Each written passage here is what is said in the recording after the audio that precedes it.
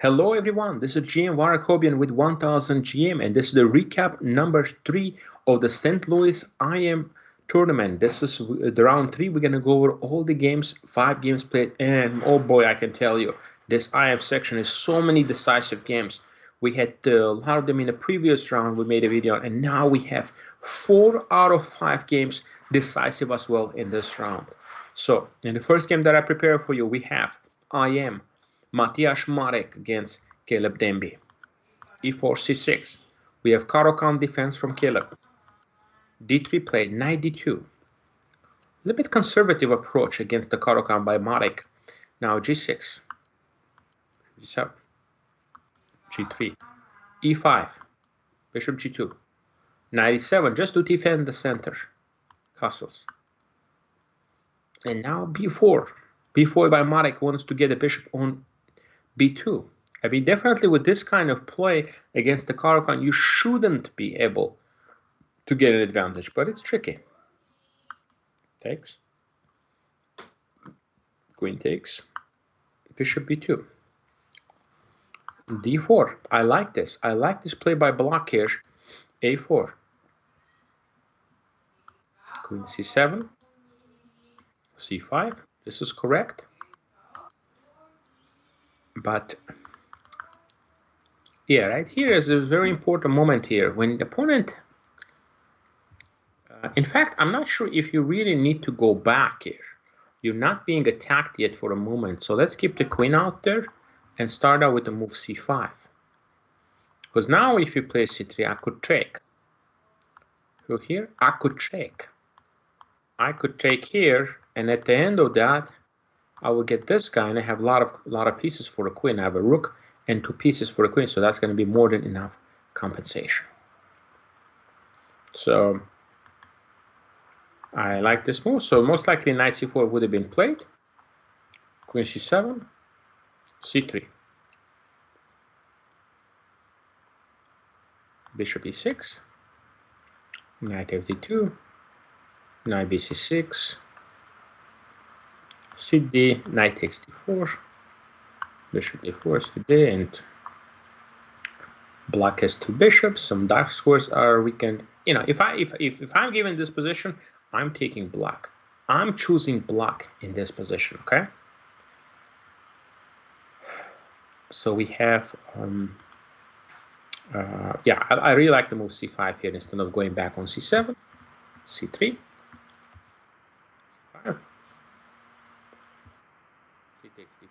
D4, bishop a3, activating the bishop and putting pressure on a7. 58, knight c4, knight ec6. The problem with this is the development is still remaining there. You know, the piece gets still stuck on b8 and c8. So bishop c5, rook a6. Queen b1. Again, this side of the board, it's not coming in. One thing I wanted to mention, the possibility of taking back with an e pawn. I think this would have been a lot better choice, because that way the bishop doesn't have the a3 square to go to rook c1. Queen is a little bit uncomfortable here. Possibly just play bishop g4. Or bishop g4, or even bishop d7 immediately. Either way, it's fine. Or bishop g4, h3, attack this guy. Bishop a4, bishop d4, knight d4, rook d8,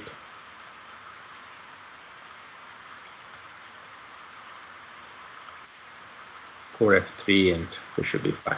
I mean, black is quite solid. You can play b6, knight c6.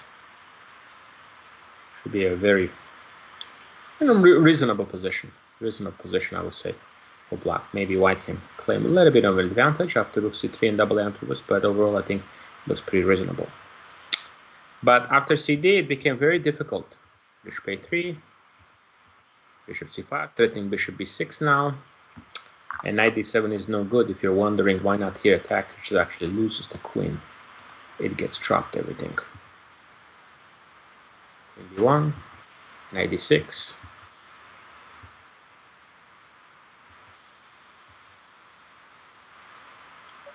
Oh, yeah, this is just tough because the development, and now the attack is coming. Bishop a3, knight f7, going for the attack. The rook f4 is probably very good as well here, just winning the queen, but this is just take more material. H3, I guess resigns because, yeah, this was a really tough game for Caleb. Got into a difficult position. Yeah, I think if just after CD is just like a really big mistake.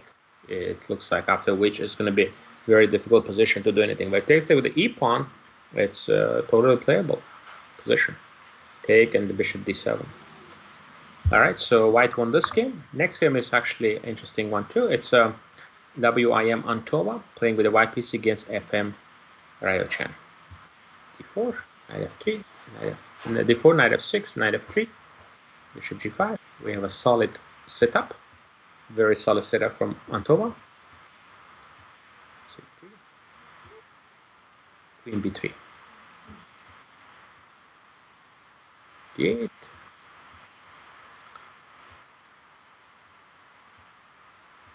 Yeah, I quite like these positions for white because I feel like the pawns are weak. b7, b6, and there is really no counterplay. It's going to be very hard to play e5. So if anybody is playing it, I think white in this position. So knight d7 by Ryo, and now g4. Really like this move. Attacking the bishop. If you bring the bishop here, you're actually asking for serious trouble after this.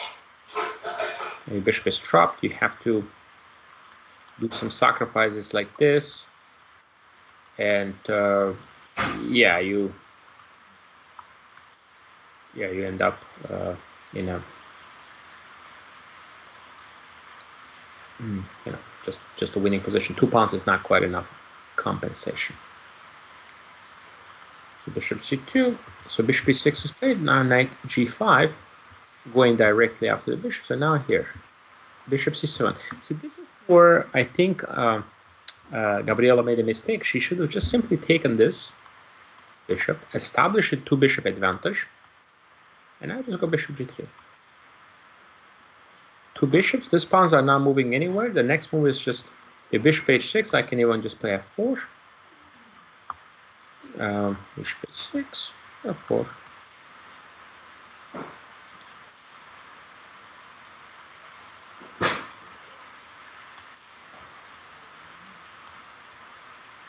Knight d8. Okay, one.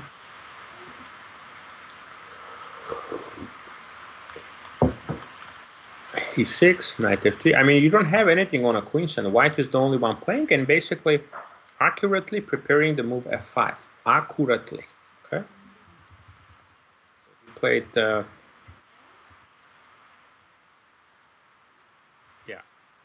After he played knight f8. Yeah, I think this is a critical moment. Yeah, it's important to take on a6, not to go for this line, because this became a problem now. Takes knight d7. Ryo just ignored the e6 problem and now simply attacked the bishop on b6. Bishop c5, not the best. Gotta take, and then you gotta go here. Gotta take, gotta go for this. This has to be taken. 95. Now attacking the pawn. Now b3, knight d7. So you're gonna get this, and I'm gonna, basically rook here. King g2. Yeah, it's just a very solid position. It should be equal. So bishop c5 was played immediately, but now take bishop d7. Now black gets to keep the 2 bishops, and the question comes in: what is the knight actually doing now? What is the knight doing really on g5? Not too much. Knight b3, h6, knight a5.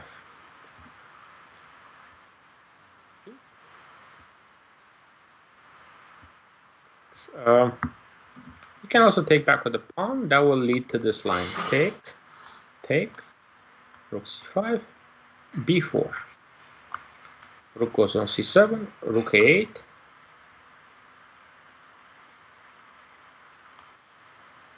King h7, king f1. And now you have knight b3 coming up. You have the control of the squares.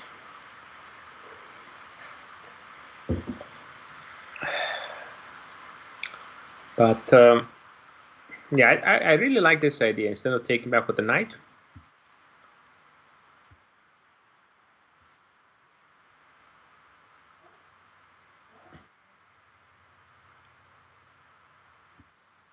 g5, bishop f3,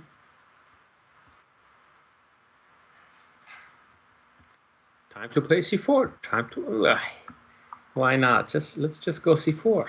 Open it up. Takes, knight d2. Simply pick it up.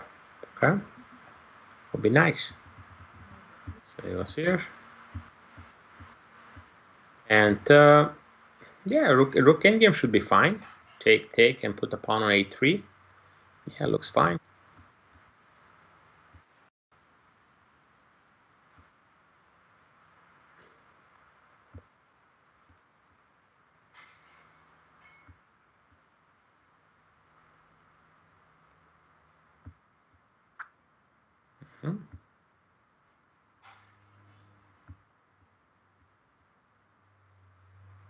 Yeah, now this endgame is a little bit better for black because there is a pressure on c3. Black king is a little bit better placed.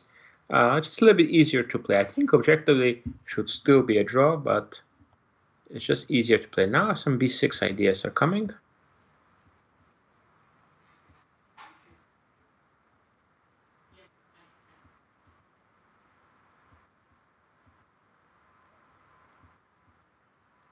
And now it's rook f6 and rook h6. Rook takes f6, takes rook h6 is a threat, so that gets defended. Another move is rook a1. It's a very nice move. Get the file. Okay. You can defend like this. Yeah, it should be a draw here. There is no reason why he should really lose. But yeah, this is not a right plan. Losing the c3 pawn for... Again, once again, we see time situation. 1 minute for Antova. So it's very important not to get low on time. Because then, yeah, this is just losing now. Rook c1 is very strong too. And then just simply push.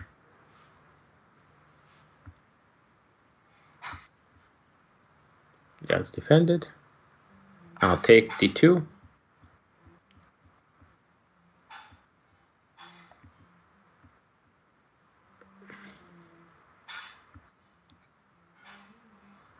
Yeah, take is fine, but I mean, king d7 would have been nice too. Yeah, this wins the game. Yeah, definitely a tough loss here. I mean, white, you know, could have probably held this game. You know, if it played more accurately, she probably could have done that. So it's important to stay put. Okay, it's important to stay put, and you don't go for those lines. Right here, you can't trade the c3 pawn for a g5 pawn. G5 pawn is not gonna give that much, but if you lose the c3 pawn, that d pawn is just gonna go very quick. Next game we have is Varun Krishnan playing with the white pieces against a Yim. C4, knight c3. So we have yeah, we don't have the typical, you know, knight f3 setup, so we have sort of like a Vienna type of positions. Castles, queen d8. Black should be okay here. I mean, perhaps queen d7, because at some point maybe you play b6, bishop b7 instead of going to the original square. Take d4. Yeah, I don't really like this. I don't really like this for white, so f3 would have been nice. f3 takes 95.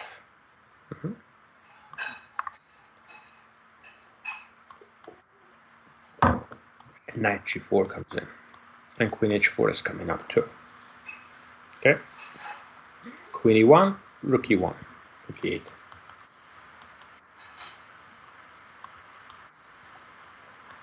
Bishop d7. Yeah.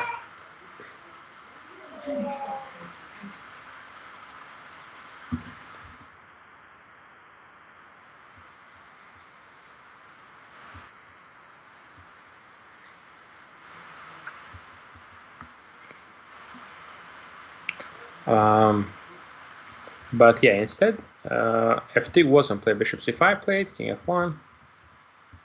Bishop over. Now white is coming back. So yeah, it definitely, black could have played a little bit more aggressive, a little bit more decisively to obtain the advantage. Maybe 6, 94, bishop e7.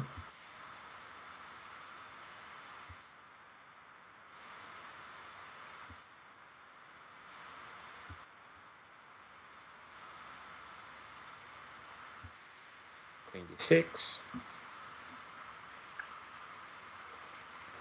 Yeah, from having the two bishops and everything now to a position where basically black is just trying to equalize, close to equalizing, but yeah, now bishop c8. Yeah, instead of doing this, actually I like the move b5, questioning the queen.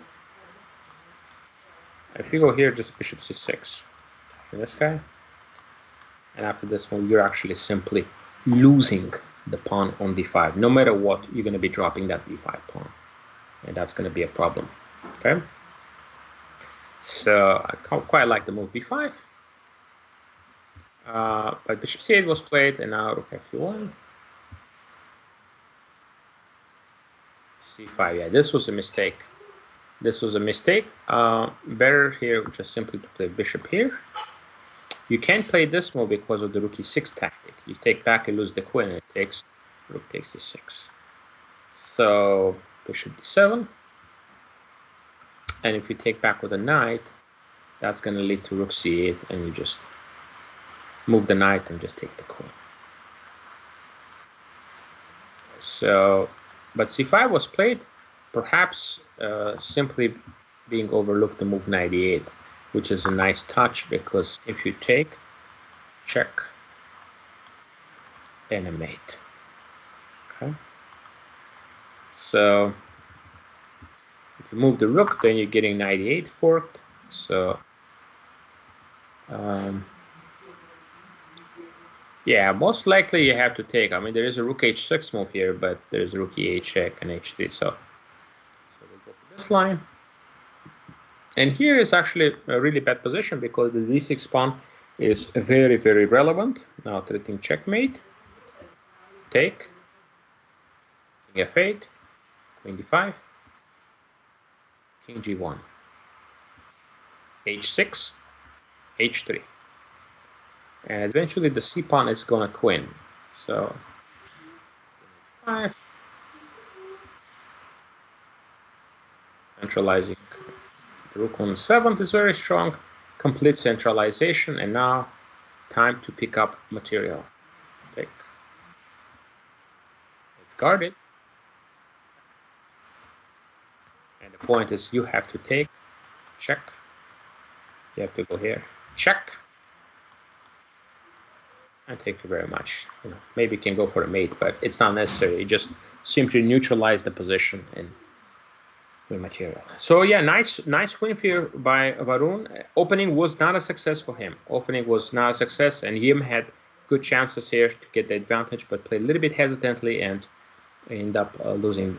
He ended up getting into trouble slowly and probably missed the move knight c7 here, because otherwise he would have just played bishop d7 here. This is a nice touch here. Next game we have FM Eckert. FM Eckert playing with the white pieces against IM Wang. So we have a Slav defense.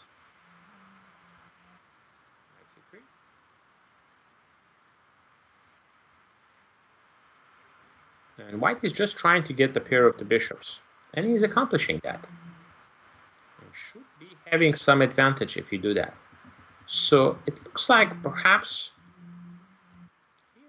go a little bit more directly with the move e4. Could this be the case? Just immediately try to use that initiative. The point being is if you take, then after take, then white has a very nice control of the big center. And if you play the move bishop e7, then there is this move bishop d6 and ready to clump it in like this. With the bishop sitting on d6, this clump is going to be extremely strong. Okay, so that's why I think this could be very, very interesting. So let's say knight b7. Oh, even take is good.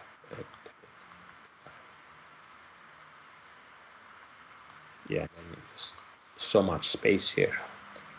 That's why I think e4 is stronger here. He took bishop g2, c2, b6, c1.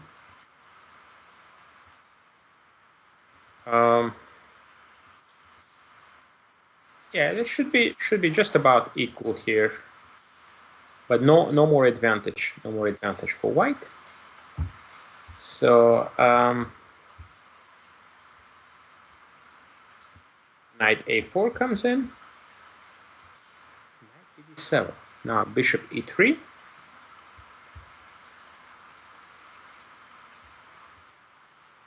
fd8. Bishop g1, just keeping the bishops like this and getting ready to play f4. Take, take. Now c5 comes in. Trying to break the position, but I like this. Now d5. Eventually, you know, you have to do something. Perhaps you can even play a5 here, wait a little bit, but opening up the position should be okay for white. Blockading here, 24. Rook c2 would have been a decent choice. Then you bring the rook in.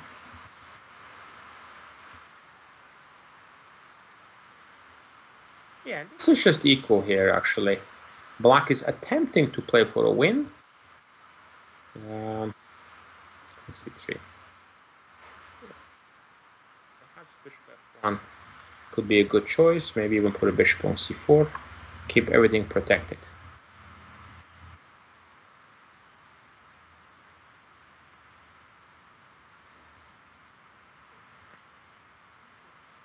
Yeah, now here actually bishop h3, just to attempt to say, you know what, I want to take this guy off. That would have been a good attempt, but going here, and now there's a tactic here apparently. Bishop takes g3, which was missed. Wow, with the bishops being here, there is no adequate defense against this. Now b3 is dropping as well. So you go, hey, this is hanging too. Wow. Yeah, how did they miss this bishop h? Both players missed it. 7 minutes for Eckert, 6 minutes for Wang. He took here. Again, bishop g3 was absolutely necessary. Takes, queen takes g3. And you have to take on b1, bishop b8, and you play that position. Not sure what they missed here. Play queen b4. And now I think just this was a chance for Eckert to play the move bishop d4 for Doug Eckert, because now attacking this and threatening mate. If knight f2, you just go bishop takes f2, that just loses. So if you go bishop f8, simply take, go here. So you're just controlling f2. Yeah, I mean, the point is now to play queen g1 and then maybe bishop f3. I think it's just eventually going to be just equal here. But he overlooked, and now here, rook e2. Yeah, now once the rook goes to d2, the back rank is going to be a big problem. Coming in and you just don't have a way to defend it. Yeah, you needed to get the rook off the board. If you go here, just simply bishop c5 is good too. Yeah, tough loss for Doug Eckert. He started tough in this tournament. You know, promising position, some opportunities, but he's yet to get on the scoreboard. So Definitely a tough one.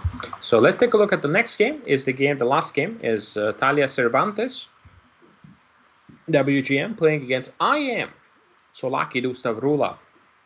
So 2,400 players. So Solakidu is one of the higher ranked players in the event, along with Wang. So let's see. So we have the Tarash opening choice, and not the pure Tarash. This is called Shara Henning Gambit.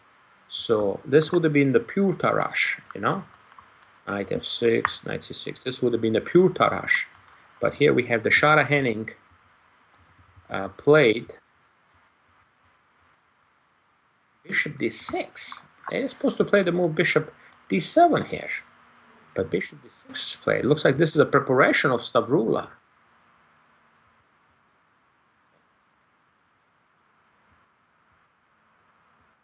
Take.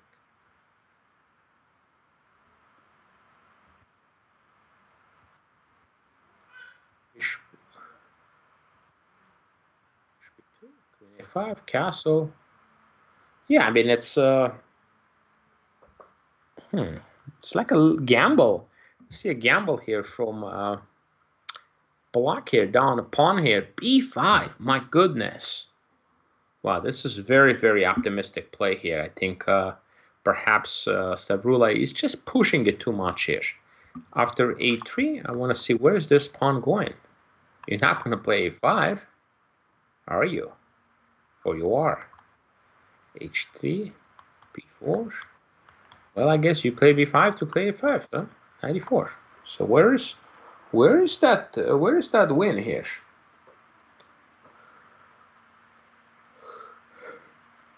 Yeah, I don't see any great tactics here. 95, 24, knight f3, bishop f3, and I see eventually you're gonna have to suffer here down a pawn. So I think it was just a pretty big gamble here on Black's part, playing like this opening and then playing b5. But unfortunately for Cervantes, she panicked. All she had to do is just play a3 and neutralize this push, but she went here. Knight b5. Why not knight a4? The point is now, if you take, I can take. You take back, and b5 is not hanging, b2 is not hanging. I can just simply bring my pieces in. You still got issues. You still got issues. Your king is still stuck in the middle of the board. Okay? So you've got issues in this position.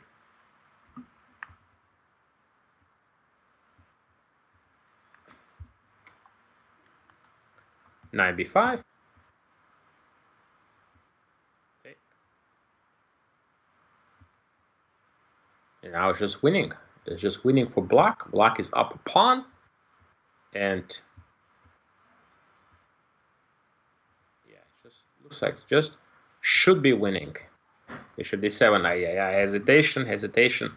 Should probably try to bring the king in here just to get the safety. The knight on d4 is still giving some chances for Black, but I think either that or even put the bishop on c4 would be nice. But bishop d7, a5. I like this move.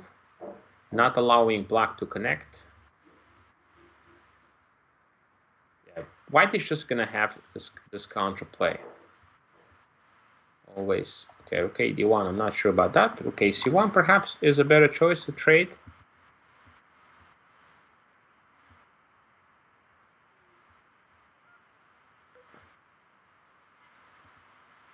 Yeah, and here actually g4 was just winning. The point being is, if you take here, endgames are just lost because of the b3 pawn. All these endgames are simply lost. Like you go here, take, and okay, one comes in. Okay.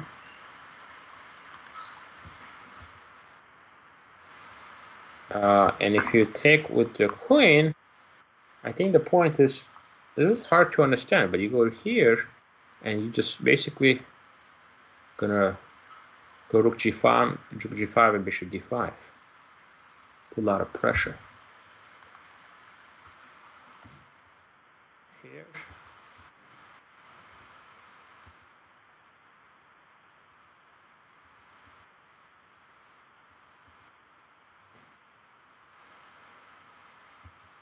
Check.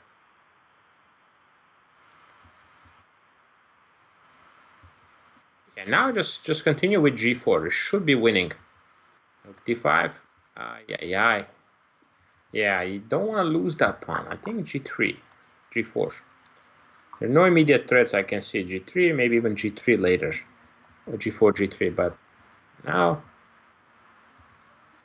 white king is a little bit safer. And now the last mistake. And now actually rook c5. Big trouble for Stavrula.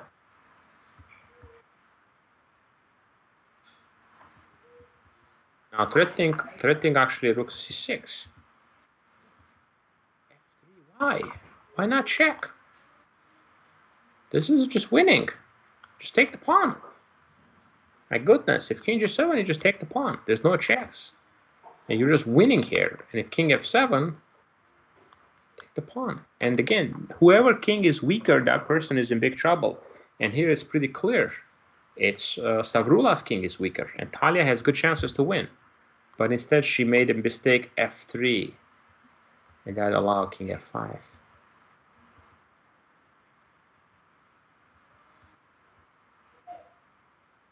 Yeah, and yeah, if queen goes on f1, white can still push. But it ended up being perpetual because here you don't have queen f1 because you're going to drop the a5. Back and forth game, advantage for Cervantes out of the opening, but then Stavrula Solakidu took over, and then looks like she was going to win, and then a blunder, and then Cervantes was winning at the end. Mistake at the end by her allowed Solakidu to make a draw here. Again, players are low on time playing on increments, so it's hard to expect them to play perfect chess. So, for example, if they had time, they probably just play king g6 here to avoid all that, okay? So this concludes round number 3 recap, guys, for this tournament, and we'll be back with the next few rounds. Hope you enjoyed this analysis, and make sure to subscribe to 1000 GM YouTube channel, put a like, and put your notifications so you can see all these new videos that are uploaded. This is GM AKOBIAN, and we'll be back soon with the rest of the recaps.